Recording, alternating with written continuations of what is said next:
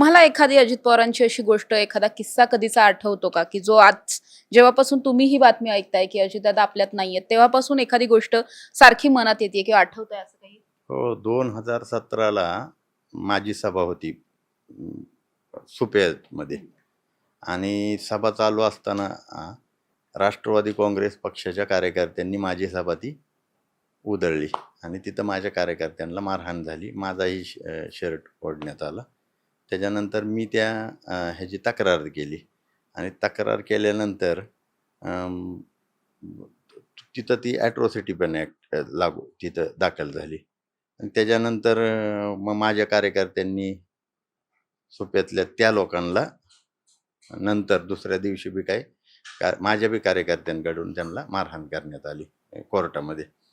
त्याच्यानंतर 3-4 दिवसानंतर त्यांचा बेल होत नव्हता, कारण मी अपोज करत होतो, माझे वकील अपोज करत होते. आणि मग ते सगळे लोक गोळा झाले आणि ते अजितदादांकडे गेले आणि ते सांगितलं की तो काळूराम जामीन होऊ देत नाही आणि तुम्ही काळूरामला सांगा. ते म्हणले मी नाही सांगणार. तुम्हाला कोणी सांगितलं होतं? त्याला तो लोकशाहीत त्याला अधिकार आहे विरोध करायचा, तो विरोधात उभा राहणार, तो भाषण करणार. तर त्यावरती ते लोक म्हणले की तो तुम्हाला शिव्या देत होता. तसं नव्हतं, मी विरोधात बोलत होतो. त्यांनी सांगितलं की शिव्या. ते अजितदादा त्या कार्यकर्त्यांना म्हणले, अरे मग शिव्या देत होता तर मला काय भोकं पडत होती का? तुम्हाला कोणी सांगितलं? त्याच्यावरती ते राष्ट्रवादीचे कार्यकर्ते राष्ट्रवादी चिडून तिथून निघून गेले आणि त्यांनी राष्ट्रवादी पक्ष सोडला आणि भाजपात गेले. म्हणजे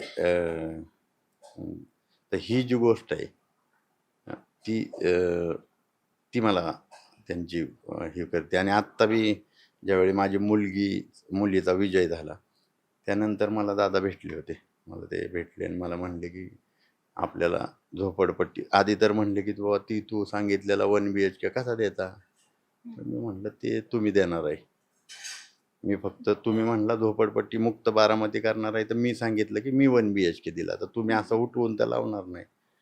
ते असे करायला लागले, हसले आणि म्हणले बघ मला झोपडपट्टी मुक्त करायची आणि आमराईत सगळ्यात मोठी झोपड, म्हणजे मी जी त्यांच्यावरती टीका करत होतो तर त्यांनी ती स्वीकार केलं होता की माझ्याकडून ते राहिलंय आमराईचा भाग. आणि मी वारंवार तेच बोलायचो. माझा विरोधच त्याचसाठी होता की आमच्याकडे दुर्लक्ष होतंय, ठराविक लोकांचा विकास होतोय आणि आमच्याकडं म्हणजे इथल्या दलित बहुजन जे मूलनिवासी जे मूळचे आहेत त्यांच्यावरती अन्याय होतोय.